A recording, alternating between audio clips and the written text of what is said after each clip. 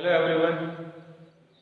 बेटा अभी तक हमने सॉल्यूशंस का लेक्चर 3 कर लिया और लेक्चर 3 के अंदर हमने लास्ट में सीखा था roles law, about roles law. यानी कि क्या था, एक बार आपको रिवाइज कर दूं बिफोर स्टार्टिंग टुडेज लेक्चर। आज हमको शुरू करना है आपको vapour pressure of solutions containing non volatile solute. तो कल जो हमने किया था वो क्या किया था? कल हमने किया था वेपर प्रेशर ऑफ सॉल्यूशंस,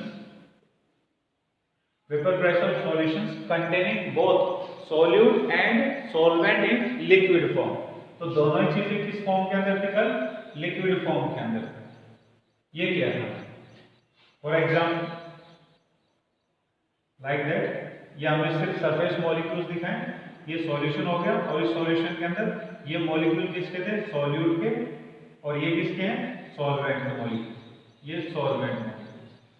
तो कल जब हम सॉल्यूशन को वार्म अप करते हैं, हीट करते हैं, तो हीट करने पर इसके द्वारा जो वेपर्स बनाए जाते हैं, उन वेपर्स का जो प्रेशर था, यानी कि सॉल्यूशन के द्वारा बनाया गया वेपर प्रेशर था, वो किसके बराबर था? PS was equal to, PS is what, क्या है? Vapour pressure of solution.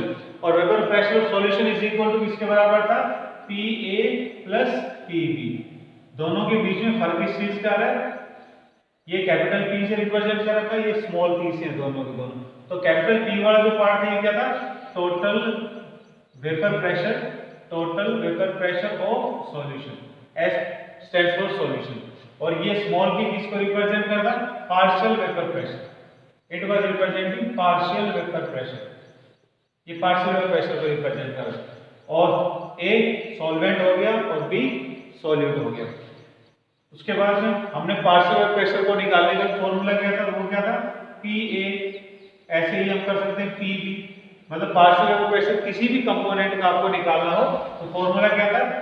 Product of the mole fraction of that component to its vapour pressure, pure vapour pressure. तो यहाँ जो P डिग्री लगा दी हमने, कैपिटल P के ऊपर जो डिग्री लगा दी, किसको दिखा रहा है? ये दिखा रहा है प्योर वेपर प्रेशर को। किसका? A solvent. ऐसे हम B करेंगे तो सॉल्यूट के लिए जाएगा। तो क्या बन जाएगा? XB dot P naught B। ये हो गया। तो ये किया था हमने कल रोल्स लॉ के, that was according to Raoult's law. तो रोल्स लॉ में क्या बताया कि vapour pressure of a solution is equal to, vapour pressure of a solution is equal to the sum of the partial vapor pressure of solute and solvent, where the partial vapor pressure of the component is equal to the product of the mole fraction and its pure vapor pressure। ये किया था हमने। आज हम बात करेंगे vapour pressure of solutions containing non volatile solute. अगर non volatile solute हो, एज एन एग्जांपल डायग्रामेटिकली अगर हम बना के चलें, तो सपोज ये हमारे पास में सॉल्यूशन हो गया और इस सॉल्यूशन के अंदर ये सॉल्यूट पार्टिकल्स होंगे। कल जो हमने किया था उसके अंदर solvent was in volatile form and solute was also in volatile form. दोनों ही वेपोरेट होते हैं, दोनों वेपर बनाने का काम करते हैं, दोनों वेपर से वेपर प्रेशर बनता है, इसलिए वो सॉल्यूशन वेपर प्रेशर हमने किया था। आज पॉइंट ये है कि जो सॉल्यूट है वो is in non volatile form. Non volatile form जैसे एग्जांपल में आप ले लिए वाटर, और वाटर के अंदर आपने शुगर को डाल दिया, तो ऐसे करने जो सॉल्यूशन बना वो क्या होगा कि वाटर तो विल फॉर्म वेपर्स, लेकिन शुगर वेपर नहीं बनाएगा। या शुगर की जगह आप NaCl ले लो, सोडियम क्लोराइड ले लो। जब आप इस सॉल्यूशन को हीट करोगे तो हीट करने पर water will be converted to vapour form, जबकि सॉल्ट क्या होगा? It will not be forming vapours. तो इस बार हमारा जो सॉल्यूट है वो कैसा है? नॉन वोलेटाइल फॉर्म में। यानी कि सॉल्यूट आप मान सकते हो किसके फॉर्म में? लाइक NaCl, या कोई ऐसा कंपाउंड जिसको आप हीट करो और वो इवेपोरेट ना होता हो, that will be our non volatile solute. तो ऐसा जो सॉल्यूशन होगा, ऐसा जो सॉल्यूशन होगा, उसके द्वारा जो प्रेशर बनाया जाएगा, what will B it's value, वो क्या होगा ये निकालना हमारा वेपर प्रेशर ऑफ सॉल्यूशंस। ये एक सॉल्यूशन है जिसके अंदर क्या है? नॉन वोलेटाइल सॉल्यूट है, solute is not forming vapours. तो what will be the vapour pressure? We know that according to आज जो पॉइंट हम कर रहे हैं, आज जो डेरिवेशन कर रहे हैं फॉर्मूले की, आज के डेरिवेशन पर बेस्ड बहुत सारे न्यूमेरिकल्स हैं। तो न्यूमेरिकल को सोल्व करने के लिए थोड़ी बहुत इंपॉर्टेंट है, have a close look over it, ध्यान से देखना है इस point. So according to Raoult's law, Raoult's law ने क्या बताया था? Vapour pressure of solution is equal to P small p A plus P B, where ये क्या थे? Partial vapour pressure of solvent and partial vapour pressure of solute. अब आप देखो जो सॉल्यूशन आज हमने कंसीडर किया है उसके अंदर जो सॉल्यूट है हमारा it is not converting to vapours, वो वेपर नहीं बना रहा, तो इसका मतलब क्या partial vapour pressure of solute will be what zero, जब बना ही नहीं रहा तो उसका वैल्यू क्या होगा जीरो होगा। Therefore PS is equal to PS क्या हो जाएगा PA के बराबर होगा, क्योंकि ऊपर की तरफ में जो वेपर्स बनेंगे इस बार कौन बनाएगा सिर्फ सॉल्वेंट मॉलिक्यूल्स ही बनाएंगे। अब पॉइंट ये आता है मन के अंदर, यू मे थिंक दैट कि अगर सॉल्वेंट पार्टिकल ही वेपर बना रहे तो हम इनका प्योर वेपर प्रेशर क्यों नहीं ले लेते हैं, बिकॉज ये वेपर जो बन रहे हैं वो कहां से बन रहे हैं सॉल्यूशन फॉर्म में, और सॉल्यूशन फॉर्म के अंदर क्या है दोनों चीजें सॉल्यूट भी है और सॉल्वेंट भी है, और जब सॉल्यूशन बन जाएगा तो सॉल्यूशन के अंदर जब किसी चीज को आप इवेपोरेट करोगे हीट करोगे तो उसके द्वारा जो वेपर्स बनेंगे वो हमेशा पार्शियल वेपर प्रेशर ही होगा, प्योर नहीं हो सकता। प्योर का एक ही कंडीशन है कि component should be only one, वो एक ही चीज हो तभी उसके द्वारा वेपर प्रेशर बनेगा, वो प्योर वेपर प्रेशर बनेगा। तो अब यहाँ जो वेपर प्रेशर बन रहा है वो कैसा वेपर प्रेशर हो जाएगा PA, partial vapour pressure of solvent molecules only. तो therefore PS is equal to मतलब पूरे सॉल्यूशन का जो वेपर प्रेशर होगा ऊपर वो किसके बराबर होगा, वो वही वेपर प्रेशर होगा जो सॉल्वेंट के द्वारा बनाया गया होगा। तो therefore PS is equal to क्या हो गया PA। अब आप इसको और एक्सपेंड करना चाहें तो formula for determining PA partial vapour pressure को निकालने का क्या फार्मूला था, तो उसको आप लगा दे, इसमें क्या बन जाएगा XA into P naught A, ये हो गया। अब क्या करो आप ये जो वेपर प्रेशर हमने बनाया है ये इसको आप प्रेशर की साइड में कन्वर्ट कर दो, प्रेशर की साइड में ले जाओ तो क्या बन जाएगा it will PS divided by P naught A is equal to XA, ये हो गया। अब let this equation be as number 1, ये हो गया। इस इक्वेशन के अंदर से अब आप क्या करो सब्ट्रैक्ट दिस इक्वेशन फ्रॉम 1, तो अब आप इसको क्या करना है सब्ट्रैक्ट दिस इक्वेशन फ्रॉम 1, एक से सब्ट्रैक्ट करना आपको, एक में सब तो क्या बन जाएगा equal 1 minus PS divided by P naught A is equal to 1 minus XA, ये हो गया। अब इसको आप सॉल्व करोगे क्या बन जाएगा P naught A PS divided by P naught A is equal to ये किसके बराबर था, हम जब मोल फ्रैक्शंस निकाले तो उस मोल फ्रैक्शंस में क्या गया था x1 plus x2 is equal to 1, तो अगर हमारे को ये a मान ले और इसको हम b मान ले तो therefore xb is equal to क्या हो जाएगा 1 minus xa, तो ये xa 1 minus xa is equal to किसके बराबर होगा xb, तो ये क्या बन गया xb बन गया। तो यहाँ पर ये फॉर्मूला बन गया। अब इसके अंदर जो टर्म्स यूज हो रही हैं they have their own meanings, इनका अपना एक मीनिंग होता है जो न्यूमेरिकल्स में बहुत काम आया। सो अब इस फॉर्मूले में यूज होने वाले जो टर्म्स हैं उनको ध्यान से समझो।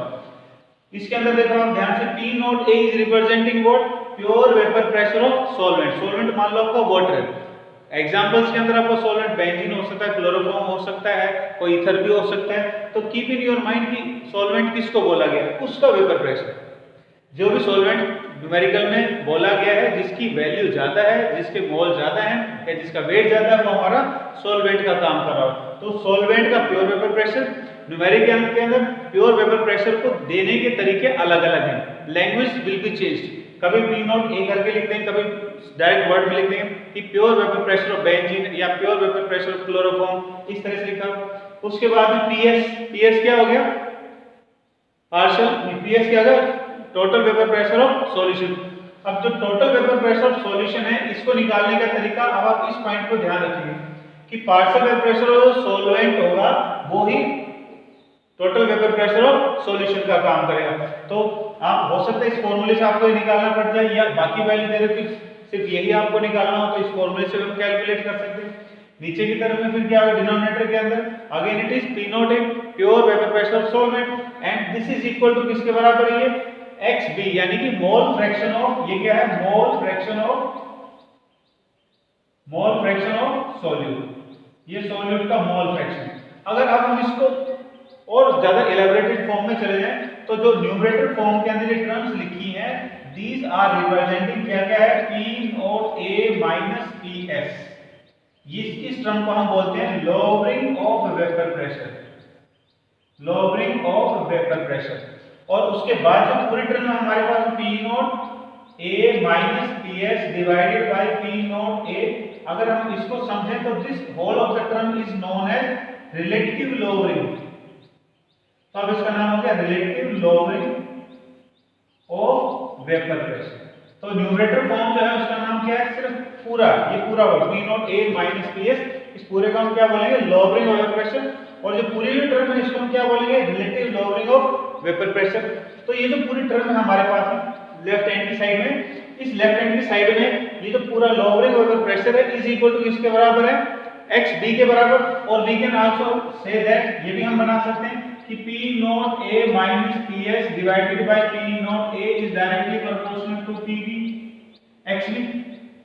ये हो गया, यानी कि relative lowering of vapour pressure of solution, relative lowering of vapor pressure of solution is directly proportional to the mole fraction of solute. Now we will try to understand the meanings, जो इसमें word बोलेंगे ताकि आपको numerical से problem ना हो और theory अच्छे से समझ में आ जाए। तो इसके लिए हम एक एग्जांपल को कंसीडर करके चलते हैं। एग्जांपल ले लेते हैं, सपोज सॉल्वेंट ले लिया हमने, solvent we are considering as H2O। इसका जो प्योर वेपर प्रेशर है, वाटर का जो प्योर वेपर प्रेशर है वो हमने मान लिया 100 mm Hg का।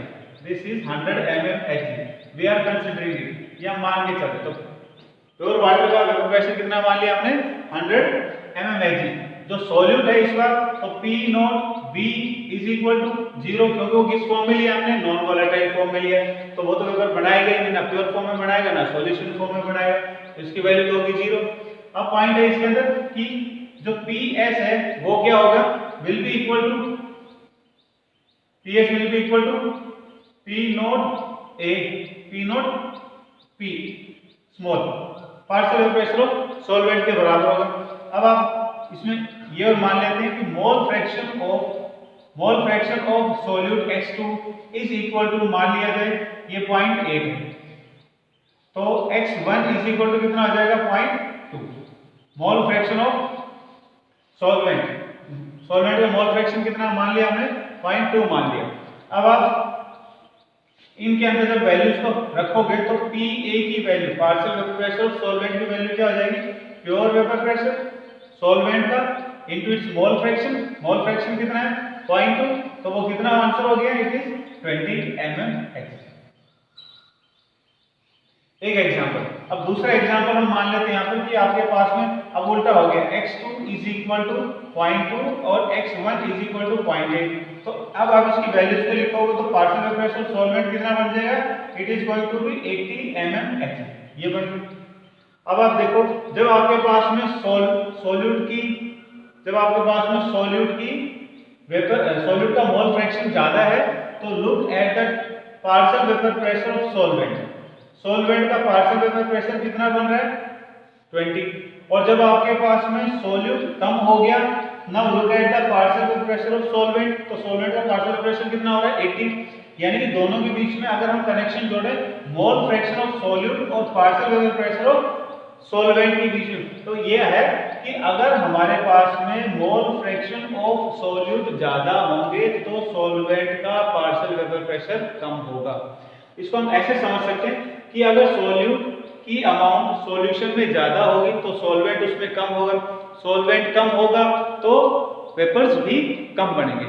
तो पार्शियल जो हमें मोल फ्रैक्शन वर्ड यूज करें, it is indirectly indicating the amount of solute. तो इसकी वैल्यू ज्यादा होने का मतलब क्या हो गया कि सॉल्यूशन के अंदर सॉल्यूट ज्यादा, और सॉल्यूट अगर ज्यादा होगा तो सॉल्वेंट कम बचेगा, और सॉल्वेंट कम बचेगा तो उसके द्वारा वेपर प्रेशर भी कम बनेगा। इसलिए वेपर प्रेशर की वैल्यू क्या आ रही है, जब मोल फ्रैक्शन सॉल्यूट का ज्यादा है तो पार्शियल वेपर प्रेशर सॉल्वेंट कितना हो गया, 20। और दूसरे एग्जांपल में जब हमारे पास में सॉल्यूट कितना हो गया, कम हो गया सॉल्यूट, तो vapour pressure of partial vapour pressure of solvent कितना हो गया, 80, यानी कि बढ़ गया। अब देखो जो पार्शियल वेपर प्रेशर है वही अब किसके बराबर हो रहा है, इस फॉर्म के अंदर आ जाओ, PS के बराबर है, यानी कि total vapour pressure of solution. तो सॉल्यूशन का जो टोटल वेपर प्रेशर जो बनेगा, यानी जब हम सॉल्यूशन को हीट करेंगे, हीट करने पर ऊपर की तरफ में जो total vapour pressure of solution बनेगा वो किस पे डिपेंड कर रहा है, डायरेक्टली किसके ऊपर डिपेंड कर रहा है, partial vapour pressure of solvent. और partial vapour pressure of solvent किस पे डिपेंड कर रहा है, मोल फ्रैक्शन ऑफ सॉल्यूट के ऊपर। यानी कि अब हम कह सकते हैं कि formation of total vapour pressure of solution के का जो टोटल वेपर प्रेशर होगा, जिसके अंदर जिस सॉल्यूशन में एक नॉन वोलेटाइल सॉल्यूट है उस सॉल्यूशन का टोटल वेपर प्रेशर सॉल्यूट के मोल फ्रैक्शन यानी कि सॉल्यूट की अमाउंट पर डिपेंड करेगा। सॉल्यूट अगर ज्यादा होगा तो वेपर प्रेशर सॉल्यूशन का या सॉल्वेंट का कम बढ़ेगा, अगर अमाउंट ऑफ सॉल्वेंट कम है तो वेपर प्रेशर ज्यादा बढ़ेगा। तो ये पॉइंट हुआ हमारा किसको लेकर के, सॉल्यूट को, सॉल्वेंट को और सॉल्यूशन को। तो अब पॉइंट है इसके अंदर हम इस पॉइंट को समझ रहे थे, यहाँ पर फॉर्मूले को समझ रहे थे। तो एक जनरल सा एग्जांपल है, अब हम इसके अंदर इन वैल्यूज को प्लॉट करके चले। तो ये देखो P not A pure vapour pressure of water कितना था 100 माइनस PS कितना बनेगा। अब आप फर्स्ट एग्जांपल इस वाले एग्जांपल को मान के चलो, मान हम इस एग्जांपल में देखो तो PA कितना आ रहा है 20, तो PA किसके बराबर है PS के बराबर, तो PS की वैल्यू कितनी हो जाएगी 20। सॉल्यूशन का वेपर प्रेशर कितना है फर्स्ट केस के अंदर, सॉल्यूशन का वेपर प्रेशर कितना है जितना partial vapour pressure of solvent है, तो पार्शियल प्रेशर सॉल्वेंट कितना निकला यहाँ पर 20, तो सॉल्यूशन का वेपर प्रेशर कितना होगा जितना सॉल्यूट का सॉल्वेंट का पार्शियल वेपर प्रेशर होगा। तो इस वैल्यू को आप इसके अंदर रखोगे, ये बन गया। अब आप डिवाइडेड बाय में क्या है P नॉट यानी कि टोटल। अब डिनोमिनेटर पॉइंट को बाद में देखेंगे, अब फर्स्ट सिर्फ इतने ही पॉइंट को देखो। यहाँ जो आंसर आ रहा है दैट इज 80। अब 80 का मीनिंग क्या है, अब इस 80 का भी मीनिंग निकल रहा है, और मीनिंग क्या निकल रहा है कि ये जो 80 है ये 100 में से सॉल्वेंट के 100 में से यानी कि सॉल्वेंट का जो टोटल वेपर प्रेशर था उसमें से 80 वेपर प्रेशर तो नहीं बना, और बना कितना है सिर्फ 20। तो जो नहीं बना उसको हम क्या कहेंगे, lowering of vapour pressure. Lowering का मतलब कम हो जाना या नहीं बनना। किसका नहीं बनना, वेपर प्रेशर का। और किसका वेपर प्रेशर नहीं बन रहा, सॉल्वेंट का नहीं बन रहा। अब सॉल्यूशन के अंदर बात करें तो सॉल्यूशन के अंदर कौन बना था, सॉल्वेंट ही बना था। तो सॉल्वेंट ने कितना नहीं बनाया, फर्स्ट एग्जांपल के अंदर 80% वेपर प्रेशर नहीं बनाया। तो जो नहीं बनाया इनका नाम क्या हो गया, लोअरिंग ऑफ वेपर प्रेशर। देखो ये जो टर्म है P not A minus PS किसको रिप्रेजेंट कर रही है, लोअरिंग ऑफ वेपर प्रेशर, यानी कि उस वेपर प्रेशर को जो कम हो गया है, जो सॉल्यूशन के अंदर नहीं बन पाया सॉल्वेंट मॉलिक्यूल्स के द्वारा। तो न्यूमेरिकल्स के अंदर आपको ये पॉइंट लिखा होता है लोअरिंग ऑफ वेपर प्रेशर। तो ऐसे में कंफ्यूजन आती है कि P नॉट A की वैल्यू है, PS की वैल्यू है, PB की वैल्यू है। तो ये पूरे इस फैक्टर की वैल्यू है P not A minus PS, इस पूरे फैक्टर की वैल्यू होगी आपके पास। सपोज इसी न्यूमेरिकल को हम कंसीडर करके चलें तो आपको बोलते हैं lowering of vapour pressure of the solution of the solvent is 80 mmHg। तो P not A minus PS की कंप्लीट वैल्यू कितनी होगी, 80 होगी। और अगर आपको प्योर अलग से इसका दे रखा है और फिर आपको इसकी वैल्यू दे नहीं रखी, तो इसकी वैल्यू को निकालने का आसान तरीका है। PS की वैल्यू किससे निकलती है, PA से निकलती है। और PA को निकालने का तरीका क्या था, PA equal to XA into P not A। Mole fraction आपको दे रखा है, सॉल्वेंट का मोल फ्रैक्शन नहीं भी दे रखा है, तो आप फर्स्ट एक्सरसाइज से इसको स्टार्ट करो। How to calculate mole fraction, number of moles of solid divided by number of moles of solute and solvent. अगर सॉल्वेंट का निकालना है तो number of moles of solvent divided by number of moles of solute and solvent, ये हो जाएगा। तो इस तरह से आप इनका partial vapour pressure of solvent का निकाल सकते हो, और सॉल्वेंट का पार्शियल प्रेशर निकालने के बाद में अब आप इनके अंदर वैल्यूज को पुट कर सकते हो, वो PS का काम करेगा। Divided by upon second point आता है कि ये जो आंसर था हमारा 100 माइनस कितना आंसर आया फर्स्ट केस में, PS की वैल्यू 20 डिवाइडेड बाय कितना आ गया 100। अगर आप इसको सॉल्व करोगे कितना आ गया 80 डिवाइडेड बाय 100। अब इसको भी अगर आप सॉल्व करोगे तो आंसर कितना बन जाएगा 8/10। अब 8/10 है, it has its own meaning. इसका भी एक मीनिंग है। मीनिंग क्या है कि नीचे की तरफ में आपको दे रखा है total vapour pressure of pure solvent, solvent का टोटल वेपर प्रेशर दे रखा है, वो कितना है 100 है। और 100 में से ऊपर जो आंसर था 80, वो क्या था, वो वेपर प्रेशर था जो नहीं बना।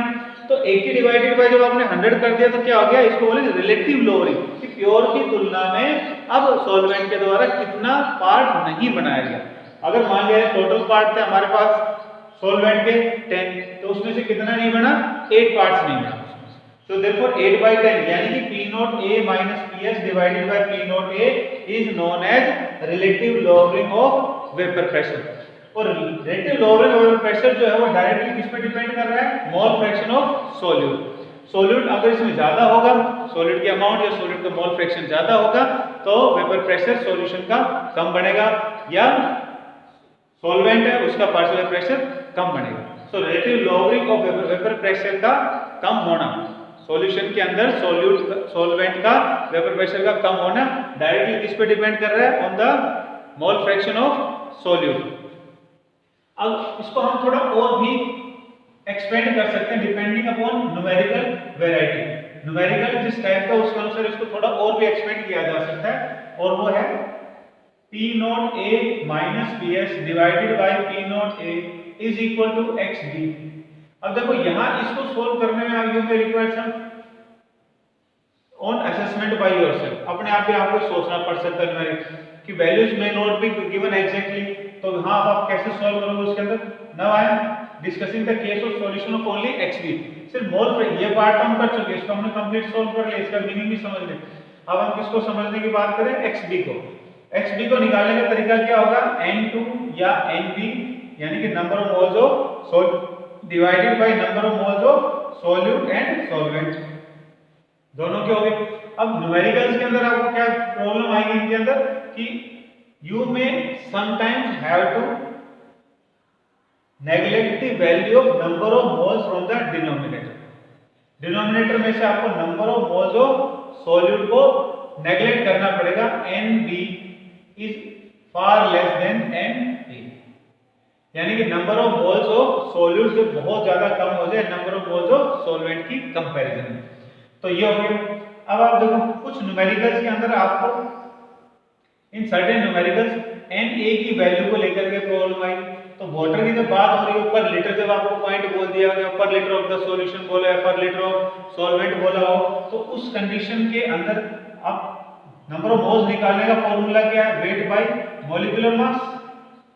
तो पर लीटर जब कह दिया हो या पर लीटर ऑफ सॉल्यूशन पर लीटर ऑफ सॉल्वेंट जब आपको बोल दिया हो या पर किलोग्राम ऑफ सॉल्वेंट बोल दिया गया हो, तो ऐसे में आपने वेट ऑफ वाटर मानना है 1000 ग्राम, चाहिए वॉल्यूम में दे रखा हो चाहिए वेट में दे रखा हो, आपने वेट कितना मानना है 1000 ग्राम, क्योंकि डेंसिटी वाटर की 1/1 होती है।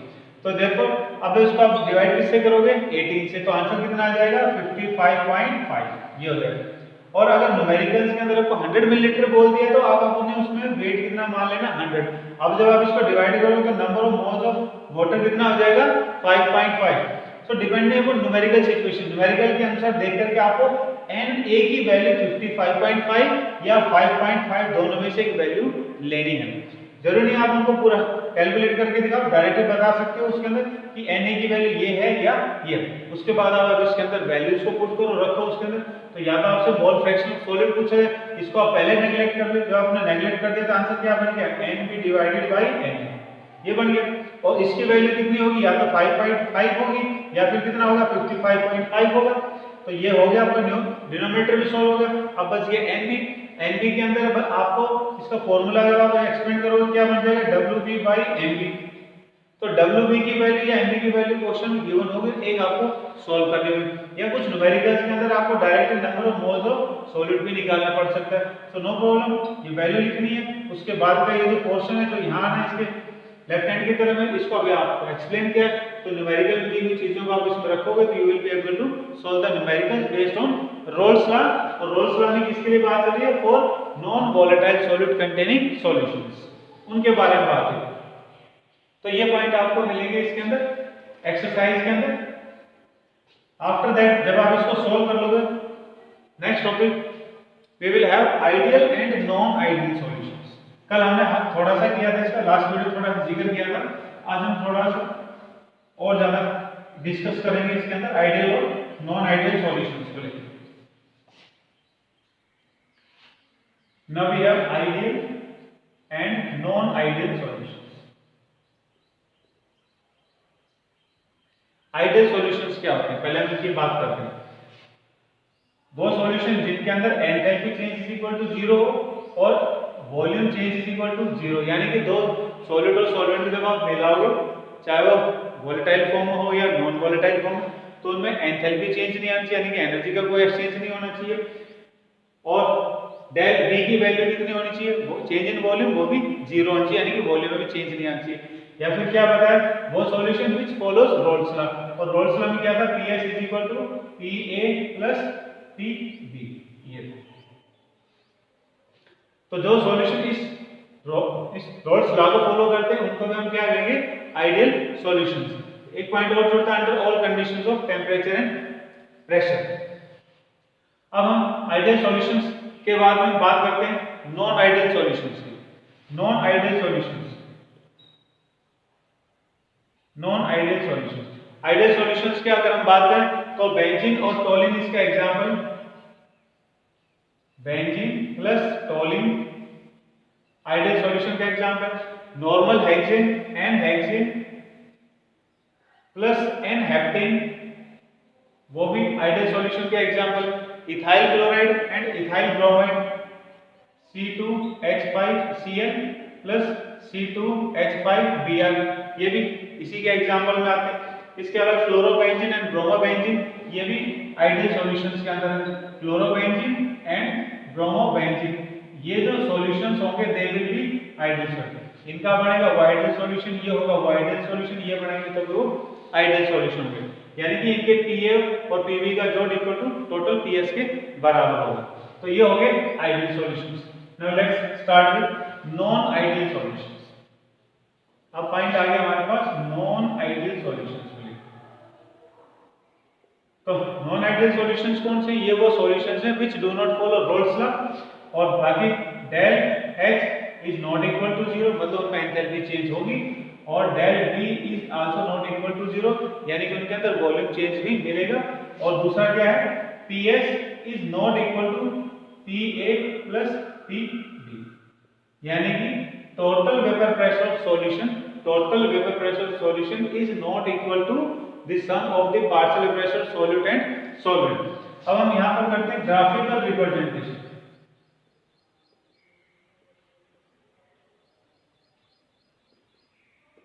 Graphical representation of ideal solutions. पहले हम बात करते हैं, ग्राफ बनाते हैं रोल्स लॉ के अनुसार आइडियल सॉल्यूशंस का ग्राफ। तो आइडियल सॉल्यूशंस का जब ग्राफ बनाओगे कुछ इस तरह से बनाओ, ये हो गया। अब इसके अंदर एक तरफ में आपने सॉल्यूट दिखाना है और एक तरफ में आपने सॉल्वेंट दिखाना है। तो सपोज हमने ये दिखा दिया XA इक्वल टू 1 और XB इज इक्वल टू 0। ऐसे यहां की तरफ में क्या कर दिया, उल्टा कर दिया, XA इक्वल टू 0 और XB इज इक्वल टू 1। यहां तो हमने पॉइंट लिखा है, ये जो ऊपर की तरफ में कोऑर्डिनेट जा रहा है ये है वेपर प्रेशर, ये वेपर प्रेशर को डिफाइन कर रहा है, और जो लेफ्ट राइट कोऑर्डिनेट जा रहा है ये मोल फ्रैक्शंस को रिप्रेजेंट कर रहा है। अब देखो when XA is equal to 1, XA equal to 1 कब हो सकता है, XA plus XB is equal to 1। ये x इक्वल टू 1 कब हो सकता है, जब XB की वैल्यू क्या हो 0, और XB की वैल्यू 0 का मतलब क्या है कि हमारे पास में सिर्फ सॉल्वेंट है, सॉल्यूट नहीं है।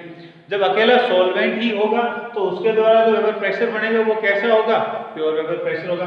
So let the value of pure vapour pressure, तो ये जो हमने डॉट बनाया this is representing P0A, pure vapour pressure of solvent. ऐसे हम दूसरी तरफ में आ जाते हैं, तो इस तरफ देखो XA equal to 0, XB equal to 1, तो सॉल्वेंट नहीं है इसमें, तो क्या है सिर्फ सॉल्यूट। किस फॉर्म में चल रहा है, आइडियल, यानी कि वोलेटाइल फॉर्म में बात चल रही है। तो वोलेटाइल फॉर्म, तो सॉल्यूट भी किस फॉर्म में, इस बार वोलेटाइल फॉर्म है, लेकिन इस बार सॉल्यूट अब जो कंडीशन हमने लिखी है यहाँ पर वो कैसा, प्योर फॉर्म है। तो प्योर फॉर्म में इसके द्वारा जो सॉल्यूशन के द्वारा सॉल्यूट के द्वारा जो वेपर प्रेशर बनेगा वो मान लो इस पॉइंट पर बनता है, तो वो कितना हो गया P0B, ये हो गया इसका प्योर वेपर प्रेशर। अब आप देखो XA on the left hand is equal to 1, लेकिन धीरे धीरे करके जब आगे की तरफ चलेंगे तो इसकी वैल्यू 0 हो रही है। तो इसका मतलब इन दो लाइनों के बीच में, इन दो पॉइंट्स के बीच में जो कंडीशन है वो किसकी है, सॉल्यूशन फॉर्मेशन की है, कि इसकी वैल्यू 1 से शुरू, यानी कि पहले शुरू में पानी था, फिर हमने उसके अंदर क्या किया, सॉल्यूट ऐड करना शुरू कर दिया। सॉल्यूट ऐड करते चले गए, धीरे धीरे सॉल्यूट के अमाउंट को बढ़ाते चले गए, इतने ज्यादा बढ़ा दिए लास्ट में कि सॉल्वेंट उसमें ना के बराबर हो।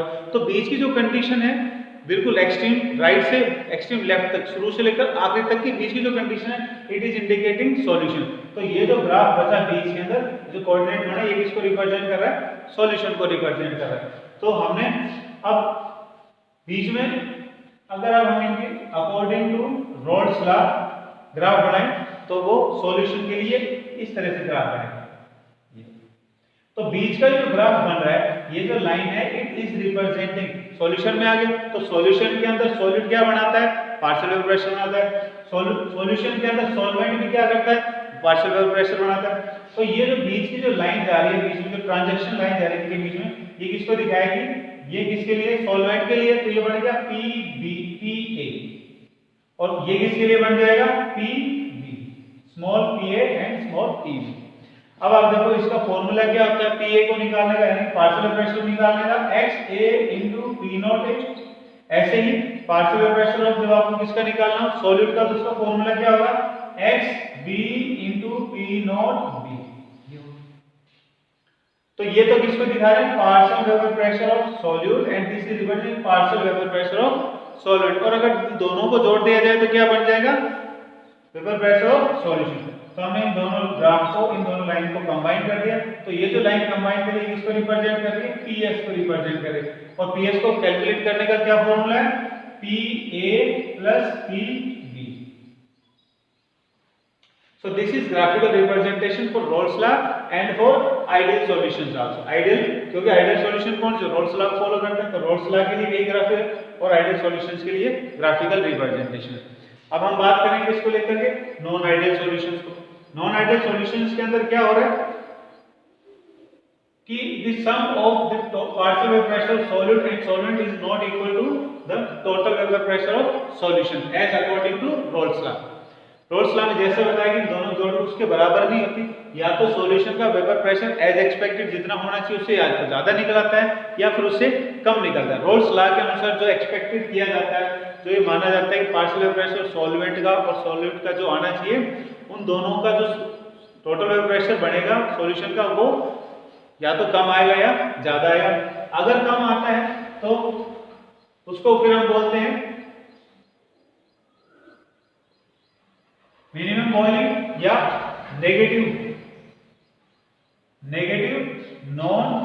टाइप नॉन आइडियल सॉल्यूशन, या नेगेटिव नॉन आइडियल सॉल्यूशन। क्यों के लिए? अगर लो आ रहा है, अगर वेपर प्रेशर सॉल्यूशन का रोल्स लॉ से कम आ रहा है तो नेगेटिव बोलते हैं उसको, और अगर ज्यादा आ रहा है तो फिर उसको क्या बोलेंगे? Positive non ideal solution, positive type non ideal solution. अब एक एग्जांपल ले लेते हैं non ideal solutions. Negative type के अंदर chloroform plus benzene, CHCl3 plus benzene.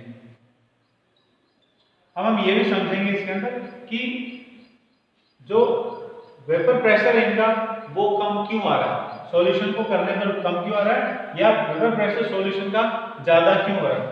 ये है हाई के लिए, ये था लो के लिए। तो ये देखो आप हमारे पास में जब सॉल्यूशन की बात हम कर रहे थे तो सॉल्यूशन के अंदर सॉल्यूट और सॉल्वेंट दोनों मिक्स होते हैं, like that.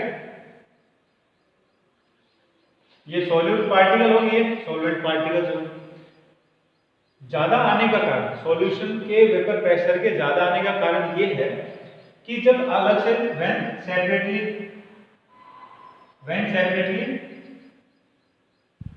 Solvent and solute particles were taken, जब हमने इनको अलग अलग लिया, यानी जब हमने इनको प्योर फॉर्म में लिया, they may be having certain type of bonding between them, इनमें कोई ना कोई बॉन्ड रहा होगा।